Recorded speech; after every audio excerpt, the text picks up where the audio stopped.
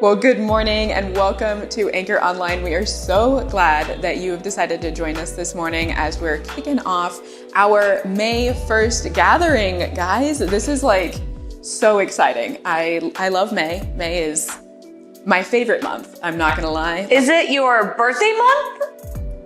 It is. I don't usually tell people that. I'm not huge into birthdays. I really just love the weather in May. It's also my mom's birthday month. Just I like that for her. Yeah, Oh my May gosh, 18th. look at that. All Hi, the Mom. moms. I love you. Shout out.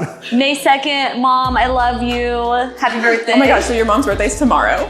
Yeah. Oh my gosh, that's so exciting. Yeah, she's great. We love her. And then Mother's Day is like the next weekend. It's like her whole celebration is it's a week long. Exactly. We always have back-to-back parties the whole week. Your family does the best parties. Thank you. I always get so Thank you. jealous of your Instagram for your family's parties. Like the food spread is just like, it's endless. Like, have you seen these? I have seen these, and every time I see it, I'm like, my top ramen no longer sounds good. See, Like, how do we get invited? Comparison is a thief of joy, as some might say. So yeah, you're right. guard your heart. But Yeah. I will say, this is not the first time friends have shared this with me. So much so that my mom actually hosted a few years back, right before the pandemic hit, a Russian feast, as we call it.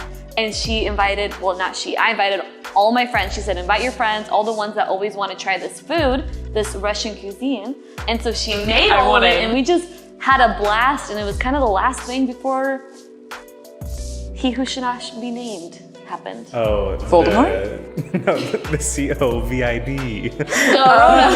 Coronavirus. We don't talk about that. That makes We way don't talk about more that. I was like, sense. okay, yeah. Anyways. I am so excited to be here with you. My mic clip broke, so I get to hold this little mic. It's really fun. It looks like a bit, but it's actually just practical. It really is practical. Is it working? Hopefully. We'll see when we're editing. So, guys, I am so excited for this week. What's coming up? What's been happening this past week? Today is May 1st, right? So, what happened last week? So last week we kicked off the first week of our new series, Real Religion, all about Isaiah 58 and mercy and justice. And Pastor John did a really cool message about it, and he was really passionate about it. It's probably one of my favorite messages I've seen him give. And if you want to catch that, it's on our YouTube channel, actually. I would say, like, you never want to miss any of the teachings. They're all really good, but this is one that I really enjoyed it. So if you want to catch up on that, you should check out the YouTube. And we also kicked off our Real Religion initiative that is going to be going on for this whole series. where we're partnered with the Tacoma Rescue Mission. We're going to be helping out the homeless and hurting in Tacoma and Pierce counties, bringing in things to collect every Sunday. Last week, it was really amazing. We've got props. We've got we do. Visuals, Tina came so very many prepared things. for this. Are you talking about this? This real religion? Yes, it is. We're really proud of these. Last week we brought in. Please share with your friends and your communities. Please continue. Yep. So last week we brought in some like men and women's clothing, and if you hadn't seen it in the Anchor Weekly, you might not have known it was happening. But our like lobby there were just bags and bags of stuff. It was super cool to see everybody participating in that. And then today people are bringing in men's and women's shoes, which will be fun to collect. And then next week is one it's like so easy. If people just want to hit up Costco or Fred Meyer, it's socks, men's socks. And if you're just somebody who watches online and you would like to arrange a time to bring it in that's not a Sunday, you can email us at info@anchortacoma.org, and Tina here will actually help you arrange that so that we can collect those socks from you and get them to Tacoma Rescue Mission, which is super cool. Okay, did you already mention this, or tell the people why we're collecting these items? Let me know if you need to phone a friend for the answer. I feel like I know like the basic answer, but I feel like you might have better insight than me. They're opening up a thrift store. Oh. Yes. I didn't know that. I didn't know that. That's I'm fun. so excited. Tina, this is why we need you. You keep us all like, this is why we keep you. Man. Cheers to that. Amen. Also, I'm not gonna lie, the first sip really was far away. absolutely terrible. I made these like 45 minutes ago in preparation for this. They're very lukewarm now. There's just something about a lukewarm Keurig cup of coffee that just hits different, as some might say. It does. But yes, so it's super exciting. Tacoma Rescue Mission, they are opening up their own thrift store, and so we are able to partner with them in collecting these items in both locations and online, all of that.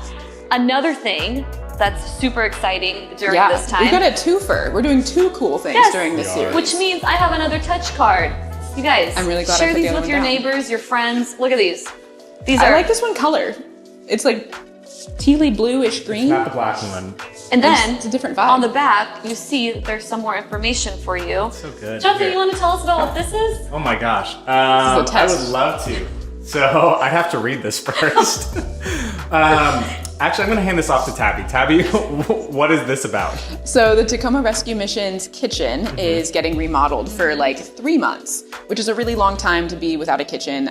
We're in the middle of building a house on our property, so my mom didn't have a kitchen, and it was a lot. It was a lot of work, and I can't imagine with all that the Tacoma Rescue Mission does, being able to continue to feed people without a kitchen at all. And how many people do they feed a day? That's a great question, Tina. 800. Wow. That's so many people. That's so many It people sounds a day. like you would need something like a commercial kitchen or something like that.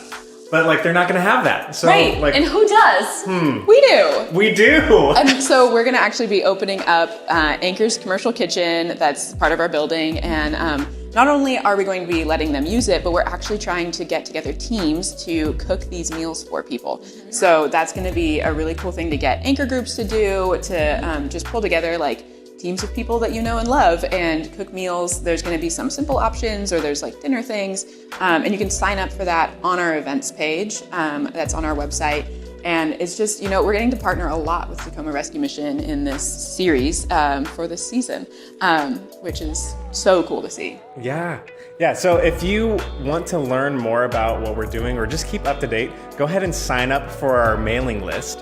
It's going to show up right on the screen here. So our Anchor Weekly will give you all the updates on what we're doing here at our Central campus, and then also at our Lincoln location, and then also anything online or events that are going on. We're about to hop into worship. So do whatever you need to do to ready your hearts and prepare your space to worship.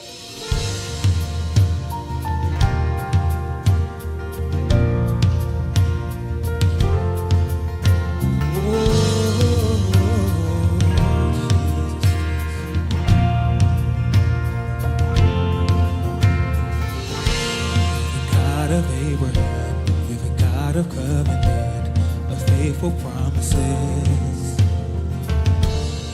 Time and time again, you have proven you do just what you said.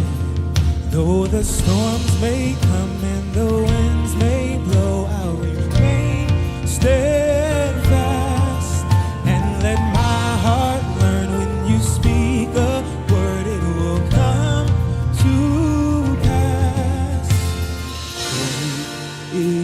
your faithfulness to me. Great is your faithfulness to me. From the rising sun to the setting sun, I will praise your name. Great is your faithfulness to me.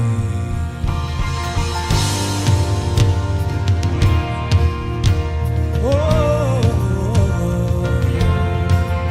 you are faithful, God.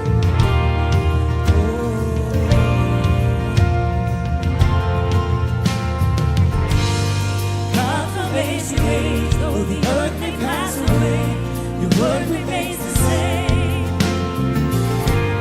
Your history can prove there's nothing you can do. You're faithful and true. Though the storms may come and the winds may blow, I'll remain steadfast and let my heart burn when you speak a word. It will come to pass. Great is your faithfulness to me. Oh, great is your faithfulness to me. From the rising sun to the setting same, I will praise your name. Great is your faithfulness to me.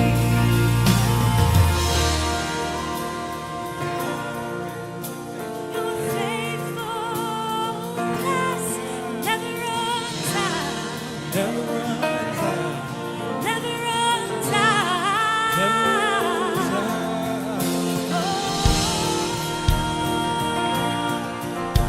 Your faithfulness never runs out. Great is His faithfulness. Never runs out. I put my faith in Jesus, my anchor to the ground, my hope and firm foundation. He'll never let me down. I put my faith in Jesus, my anchor to the ground, my hope and firm foundation. He'll never let me down.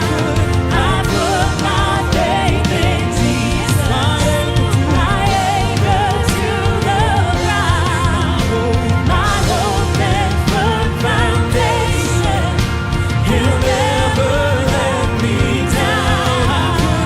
I put my faith in Jesus, my anchor to the ground, my hope and firm foundation. He'll never let me down. He'll never let me down. Great is your faithfulness to me. Great is your faithfulness to me. From the rising sun to the setting sun, I will praise your every season. Great is your faithfulness to me. I put my faith in Jesus, my anchor to the ground, my hope and firm foundation. He'll never let me down.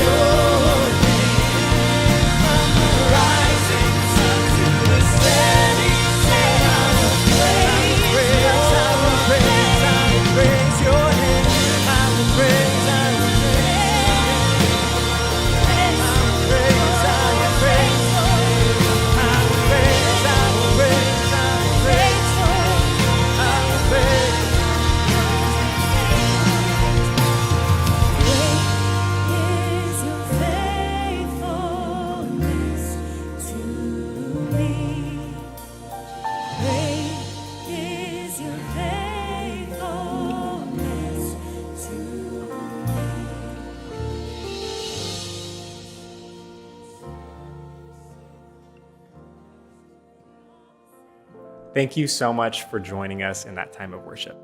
We would love to get to know you. If you haven't filled out our connection card yet, it's a great way to get signed up for groups, check out what our Anchor Weekly is, which is our emailing list, see what's going on in our community. And also you can fill out a prayer request. All of our staff gathers around and we get to pray for each and every one of those requests. There's another link on your screen, and that's going to be for our online giving platform. And we just want to thank everybody who partners with us financially. Because of these financial donations from you guys, we can actually do a lot of really cool things in our community. And one of them is going on right now. I'm actually super, super excited about it. And it's going to be our partnership with the Tacoma Rescue Mission. And we're doing actually two things as part of the Real Religion series. One of them is our Real Religion Initiative, which is bringing in a different donation every week. And the other one is partnering with the Tacoma Rescue Mission to share our kitchen here on site at Anchor Central so that they can prepare meals. Do you want to tell everybody more about that? Yes, I would love to. So it's something super cool because, well, first with the bringbacks on Sundays, those are to help Tacoma Rescue Mission open up their thrift store that they're working on. So that is super exciting and really cool that we get to be a part of that. So bring in new or gently used items for that. And we have that all listed on our awesome website as well. But with the meals, I am super excited about this because Tacoma Rescue Mission makes about 800 meals a day for the community. That's a ton of meals. I eat just about like 2 or 3. So that's a lot. And so a lot of prep work goes into that, of course, space. And what is so awesome, that even though they're closing for a few months to renovate, to be able to have more space and be able to prep more food for the community, we're able to step in the gap at Anchor Central here because we have an awesome commercial kitchen. And so we, as Anchor groups, the Anchor community, get to choose a slot, either I believe it's Mondays or Wednesday nights through May and June, that we will partner with Tacoma Rescue Mission, make meals, buy the food in our kitchen, and then deliver it there. So I am super excited. I'm signed up for May 23rd. So if you want to make food with me that night, I'm very, very excited to do And that. how do people get signed up for that? Oh, our awesome website. Yes, it's on the events page, right? On the events page, yep. So if you go on the events page, it's really awesome layout. It shows how many slots are available in each one of those. And the slots are going like hotcakes. People are very excited to be a part of this.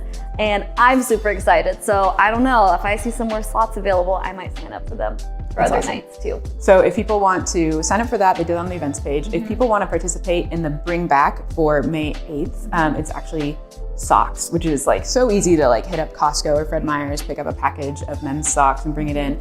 How can they bring that in if they can't come in on a Sunday? Totally. You can email us at info@anchortacoma.org, and the info is actually me. So you'll be talking to me, and I will coordinate a time that works for your schedule to be able to drop them off here in our Anchor Central lobby.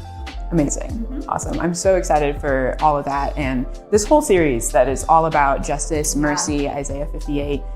Last week's message was really good, and I'm super excited to be stepping into the message week 2 with Pastor Bryan right now.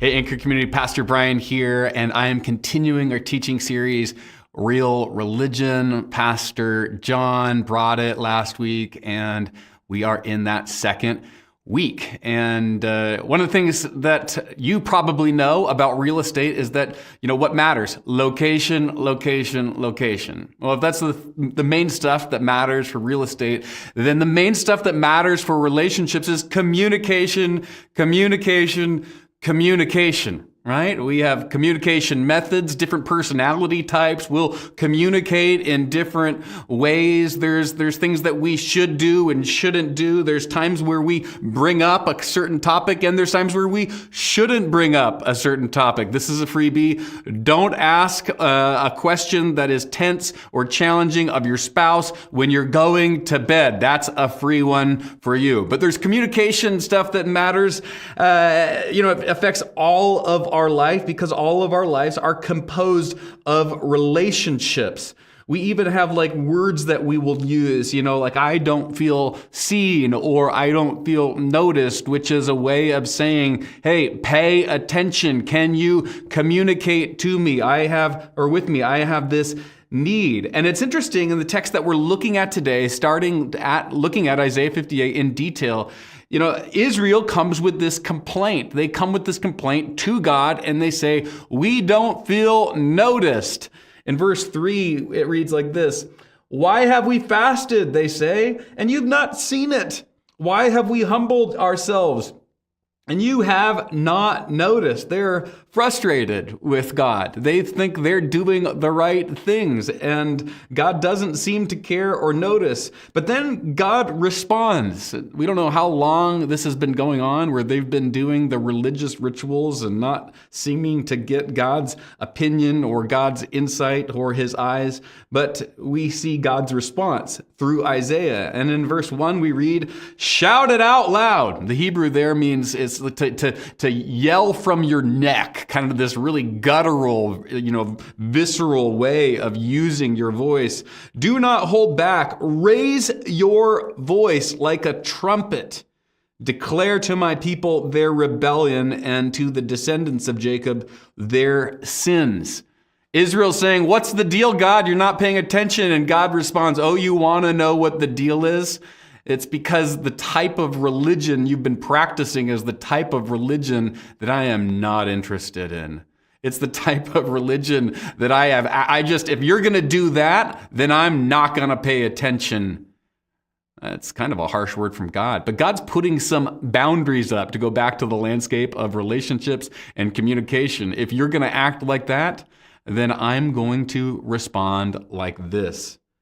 So today, and this is what the verses 1 through 9 talk about, we're going to be looking at what is true and false religion. What's the type of religion that gets God's opinion, or God's insight rather, in God's eyes, and what makes him notice, and what's the type that makes him shut his ears and turn away? What gets God leaning in? It's an interesting thing to think, and obviously God is always aware, he's always hearing, but I think you understand what I'm saying, and you understand what Isaiah is getting at, what God is getting at. What is the type of religion that reflects the heart of God? So we'll be looking at verses 1 through 9 in chapter 58 and seeing what this false religion is first, and then looking at what real religion is. And the first thing that we see is that false religion is transactional. False religion is transactional. Maybe you've heard about this dichotomy of transactional relationships and transformational relationships. A transactional relationship is something that you have with the clerk at Fred Meyer. You give money, they give you food. That's how it works. That's a transaction. In fact, it's called a transaction, right? And so there's nothing necessarily wrong with transactions. We go through transactions all the time. In fact, some of the times that can get most awkward is when you are just actually providing a transaction, but somebody wants a transformational relationship. This has been my problem, and it is the problem of many church planners. We go into the eye doctor and we're expecting a friendship to bloom out and for us to be best friends. Hey, tell me about your kids. He's like, dude, just let me check your eyes so I can move on to the next patient. But the challenge is on the flip side, when you're thinking that this is a transformational relationship, which is a type of relationship where there's mutual interest, leaning in, learning from each other, a type of valuing of each other, the type of relationship that lasts years, that isn't an instantaneous thing that you walk by, but lasts years. And the challenge is when you think that there is a transformational relationship at play, but the other person just sees a transaction. That can be heartbreaking. Well, it should be no surprise that God is not interested in transactional relationships. He's not interested in us treating him as a Fred Meyer clerk. No offense, Fred Meyer clerks out there. He's not interested in that. He is interested in transformational relationships. And so when we see in Scripture that Israel has been treating God like a transformational relationships, we see this as we look in verses 3 down to 4. And we see this in verse 3. It says, "Why have we fasted?" they say. We've already read this, but we're getting to it. "And you have not seen it. Why have we humbled ourselves? And you have not noticed. Yet on the day of your fasting, you do as you please. You exploit the workers. Your fasting ends in quarreling and strife." And even before that, it says, "For the day they seek me out, they seem," in verse 2, "For the day they seek me out, they seem eager to know my ways, as if they were a nation that does what is right and has not forsaken the commands of its God. They ask me for just decisions and seem eager for God to come near them." All throughout this passage, the verses in 3 and 4, and then in 2 and 2, it talks about a transactional relationship that Israel has with God, where God wants a transformational relationship. Zeroing in on that word "seem," it says they seem like they want a relationship, but really they just are going through the motions to provoke a response. You see that? God says, "You seem like you're eager to know my ways, as if you were a nation that does what is right, but you have forsaken the commands of its God." And then later on, it will talk about how you seem like you're doing the right things, but you're just doing something to provoke a reaction. This is this challenging situation for us to understand. Like, how do we actually relate to God? Is it I do something and then God repays me? I remember talking to a friend. He was a new Jesus follower years ago in college, and he said, "I don't know what the deal is, Bryan. I've been praying and I don't have a girlfriend." This is a fascinating thing with regard to prayer, because God calls us to pray. He calls us to pray, share our needs with Him, and the door will be open. The things we cry out for, there will be a response. But if our heart is kind of in this transactional approach with God, where we think if we just do one thing, He'll do something in response, and then we can move on to something else, that's not the type of relationship that God wants. And this is the type of relationship that's happening in Israel, and God calls it false religion, the type of religion that doesn't get His eyes, His ears, doesn't get Him leaning in, because it doesn't reflect a heart that actually wants to be in relationship. It's interesting, the Bible scholar Alec Moiter, who had this large commentary on Isaiah, fantastic resource for our teaching team as we go through this teaching series. He talks about Israel, right, in this particular situation with this transactional approach to God, as it actually reflects non-Israelite religion. It reflects that Israel has been in an area where they've been looking to pagan religion and learning how to relate to God from pagan religion, rather than taking God's cues on how to relate to Him from His Word. And so the pagan way of relating to God is just do something to provoke a reaction from God. And Moiter talks about how the Israelite way, the way that God has given Israel, is that all of our life is a response from God's grace. We're living from God's generosity. And so as a response, we're living in obedience. So it's the complete opposite way of doing it. One is push God to get a response. The other is God has given us something so much so that we live in response to that out of obedience and thankfulness to what He has already given us. Well, the next false religion that we see is moving from transactional is false. The false religion we could call hypocritical. Hypocritical religion. The word hypocrite, it comes from the Greek drama. And so like the Greek actors would be literally hypocrites because they would have the mask on their face, right?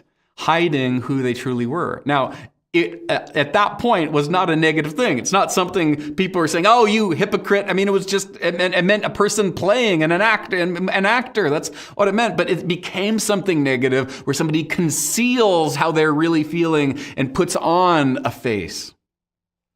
Hypocritical religion. We read some of these verses earlier. I want to key into them again, because it talks about the hypocritical religion that was on display in Israel. Starting at the back end of verse 3, it says, On these days of fasting, you do as you please. You exploit all the workers. You know, this is God speaking here, and God saying, hey, on the religious festival, the religious ritual, on Sunday, on your way to church, you're calling the person, your employees, and you're saying, you better work, you idiots. That's what God is saying. And he's saying, that's not the religion that I like. That's not the religion that makes sense to me. That is hypocritical religion. He goes on, he says, your fasting ends in quarreling and strife and in striking each other with wicked fists. I love that, wicked fists. You cannot fast as you do today and expect your voice to be heard on high. God's saying, I am stopped listening. I've blocked my ears. I put those little squishy things in my ears so I can't hear you because the way you're acting is just abhorrent in my eyes. You can't just go do a religious thing and then get into a fight with your family. That just doesn't make sense to God. It's hypocritical. And the word that he uses there, as we mentioned, that you can't expect to be heard. This is the type of false religion that I think is honestly not just abhorrent in God's eyes, but a reason for people to not be interested in religion.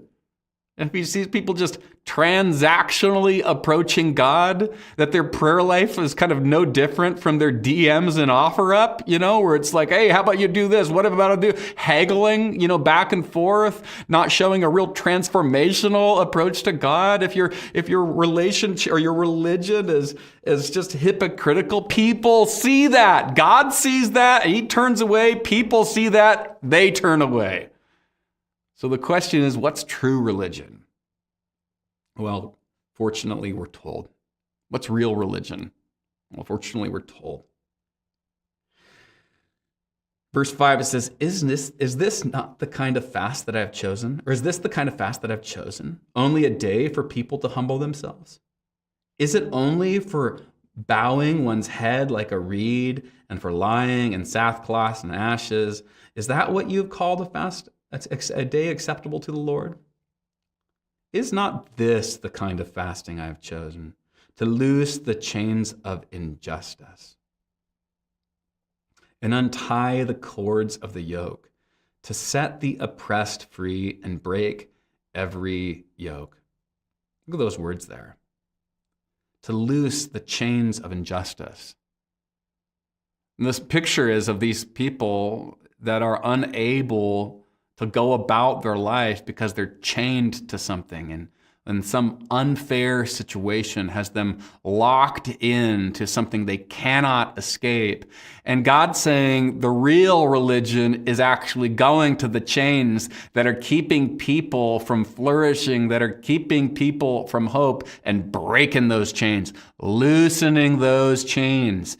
God's saying that's what real religion is. That's the type of religion that gets me interested, that reflects that you have a heart posture that knows me. It goes on saying, to untie the cords of the yoke, to set the oppressed free. You see, behind the scenes in all of Scripture is this memory in Israel and in God's mind that Israel was delivered from oppression, delivered from slavery. And so the charge in Deuteronomy and the rest of the Pentateuch is that Israel would live in a way that is not like Pharaoh, that they would not chain people and enslave people, but they would be people that would set people free. And this is what true religion is. Real religion sets people free. Real religion sets people free. I mean, of course, there are so many different ways this can look. I mean, we and many of us either are on a journey or in the middle of a journey or have been on a journey and seen God's work. But there's been emotional and mental and psychological chains around our heart, chains around our head. And true religion, real religion, sets people free. Shows up in transformational relationships where prayer happens and listening happens resourcing for counseling or for spiritual direction and mentoring happens so that people get free. That's real religion. And sometimes there's like actual economic inequity where people have grown up, year after year, generation after generation of somehow being far away from resources. And so God's saying that real religion moves into those spaces where people are, generationally have experienced poverty, have experienced inequity, have experienced, a lack of resources, and moves into those areas and brings education and brings relationship and brings resources. And like God's saying, like, this is real religion. Like when people become more free. You can measure how real your religion is by are people becoming free because of it. This is experienced, right now, like around the world. Are you mobilized to figure out ways to resource people that are fleeing situations that are painful and terrible, whether it's Ukraine or some other catastrophe in the country? The measure of real religion, or one measure of real religion, are people free because you practice it. Here's the secret. Like, we at Anchor, are so committed to this, imperfectly. We're so committed to it, to practicing it, and we're practicing it imperfectly. And if you came to me, here's the secret. If you came to me and you said, hey, I have an idea of how we can do some real religion, we would probably fund it. We'd probably say, fantastic, here's some money, here's a mentor, here's a way you can take a step towards it. We want to coach you, we want to resource you. In fact, since the beginning, we've called these things neighborhood initiatives, where people just come up to us and they raise their hand, they say, hey, I see an area for some real religion. Can you help us accomplish it? Can you help us do it? And we're like, absolutely. That's the secret. We hope that secret gets out. Like, deep conviction, more than like having a really cool branding campaign or just really just drop dead worship, or really great teaching. More than any of that, at the end of Anchor, at the end of my days, I just would love to have a legacy of people set free. Wouldn't that be beautiful? We can do away with anything else. All the artifice, all the kind of the cosmetic aspects of religion. We can do away with it if more people get set free. That's real religion. That's what God says. But it's more too. It's that real religion goes on. It goes. There's more to it than just people being set free, even though that's incredibly essential to it. Verse 7 says, is it not to share your food with the hungry and to provide the poor wanderer with shelter? When you see the naked, to clothe them, and to not turn away from your own flesh and blood. Real religion cares for the poor. Just as you can measure your religion by our people becoming set free from it, how real your religion is seen in how people are becoming set free from it. You can see how real your religion is by the people that are under-resourced finding resources because of your religion. I love how the New Testament author James says it in chapter 1, verse 27. This is from the Message paraphrase, where he says, real religion, using these words, real religion, the kind that passes muster before God the Father, is this: reach out to the homeless and loveless in their plight, and guard against the corruption of the godless world. Reach out to the homeless and loveless in their plight.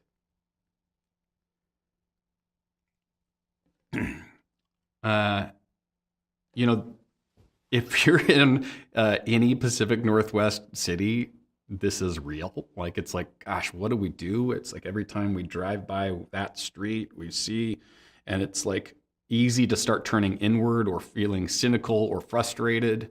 And sometimes for even compelling and understandable reasons for the cynicism, for the frustration. I remember our second, it was our second anniversary at Anchor.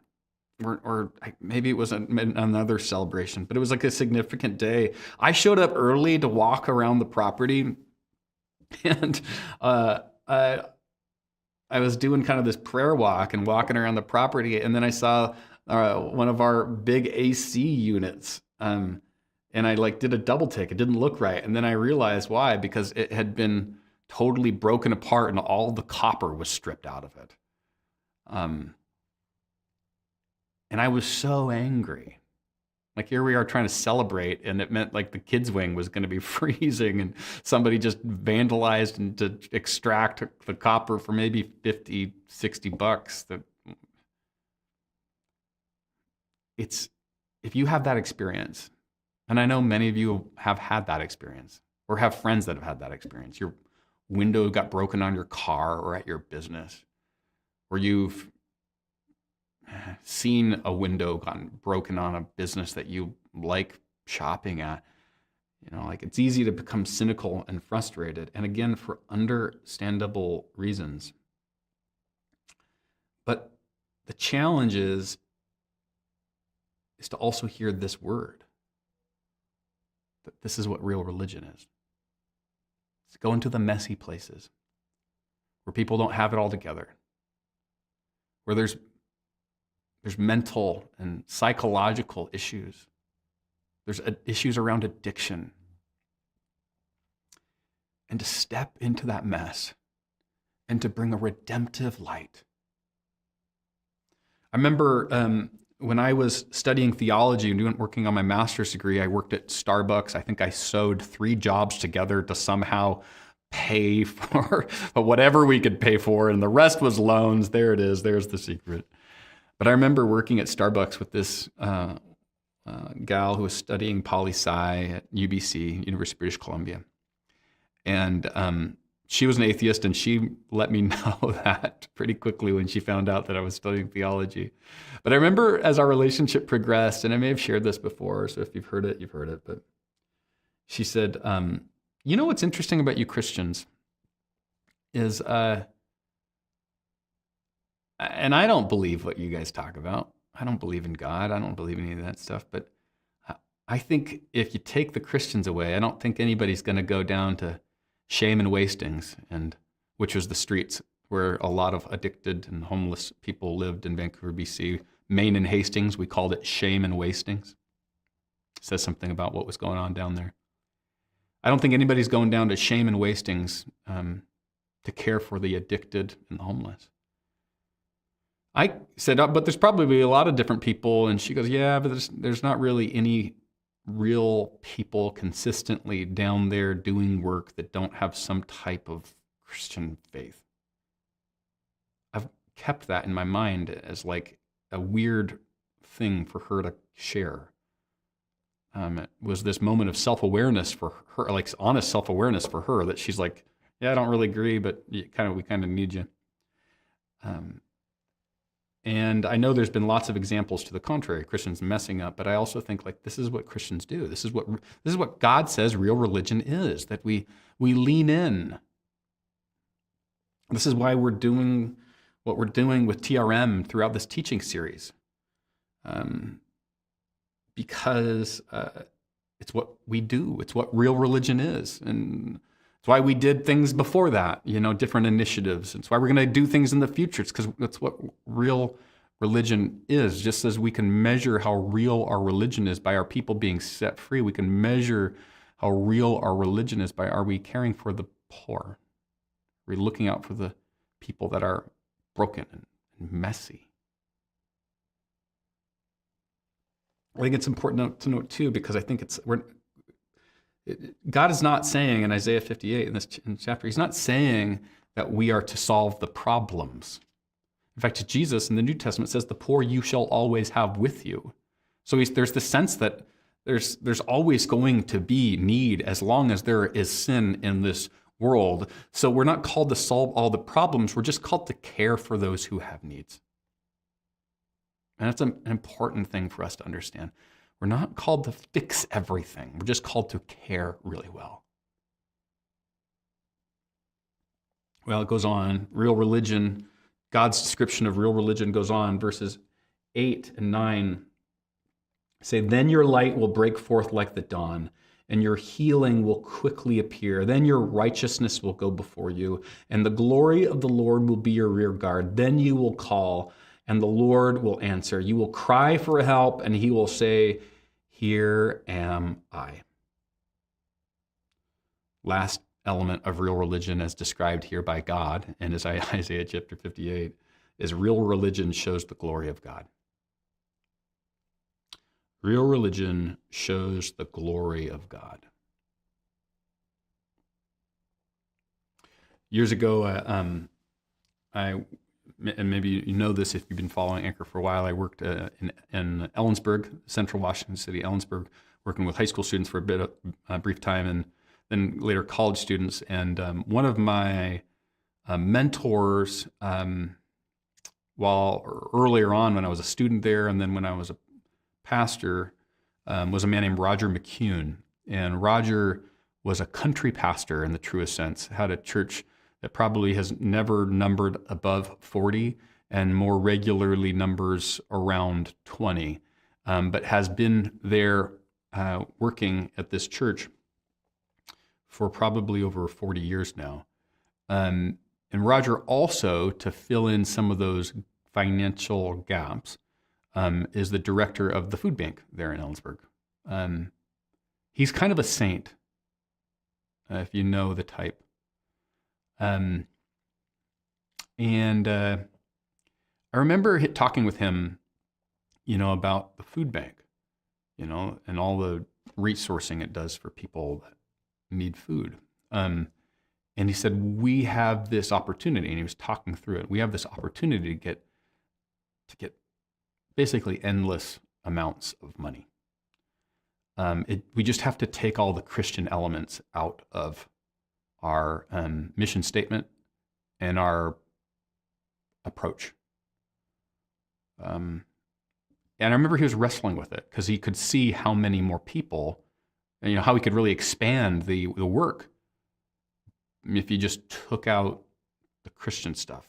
This grant was available and was kind of wouldn't have been given.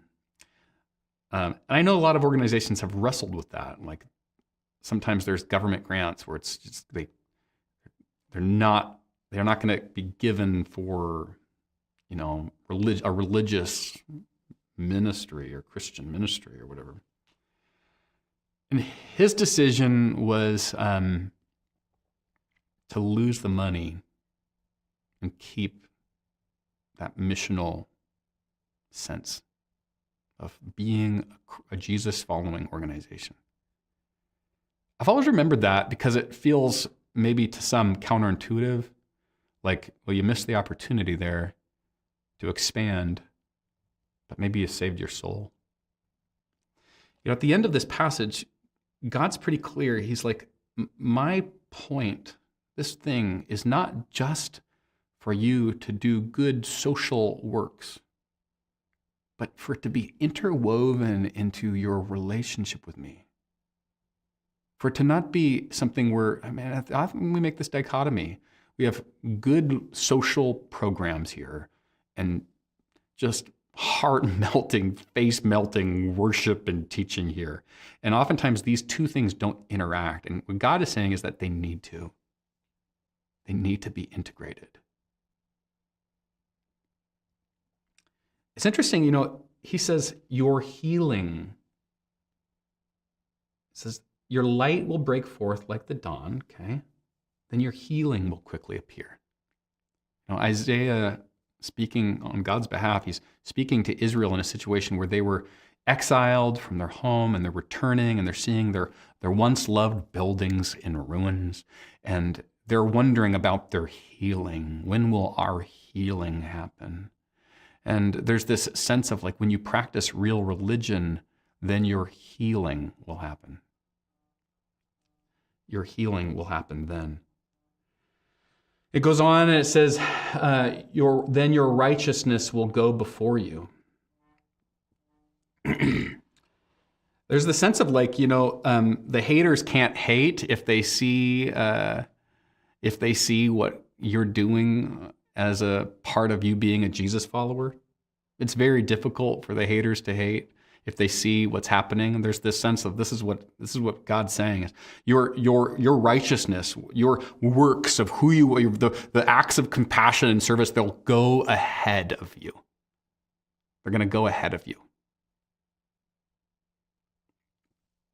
People will see them, and they might critique you because you're a Jesus follower or whatever, but that the critiques fall silent because they see your righteousness. And then the glory of God will be your rear guard. You get the sense there's this righteousness protecting you.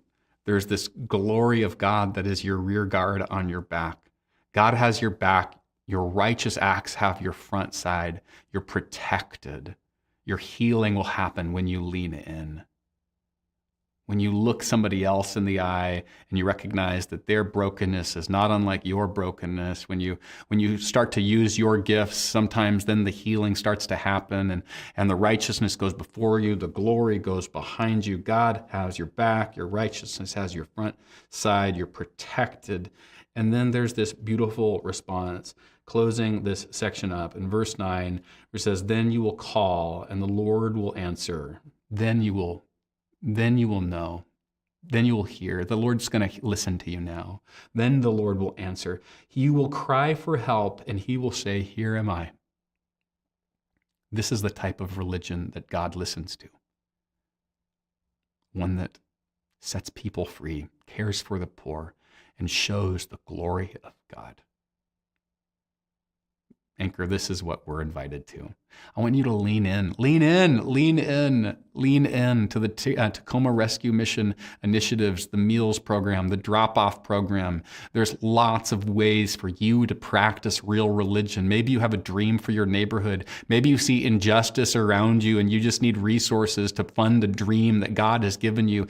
Ask us, tell us about it. We want to resource you. We want Anchor to be filled with people that are practicing real religion and are turning their backs on the false religion temptations of transactionalism and being hypocritical. We want Anchor to be seen as where the righteousness is clear and the glory of God is all around, and people see that this is a place where people are set free, the poor are cared for, and the glory of God is seen. That's the invitation for us to be living in now and as long as Anchor exists, and that's what you're invited to.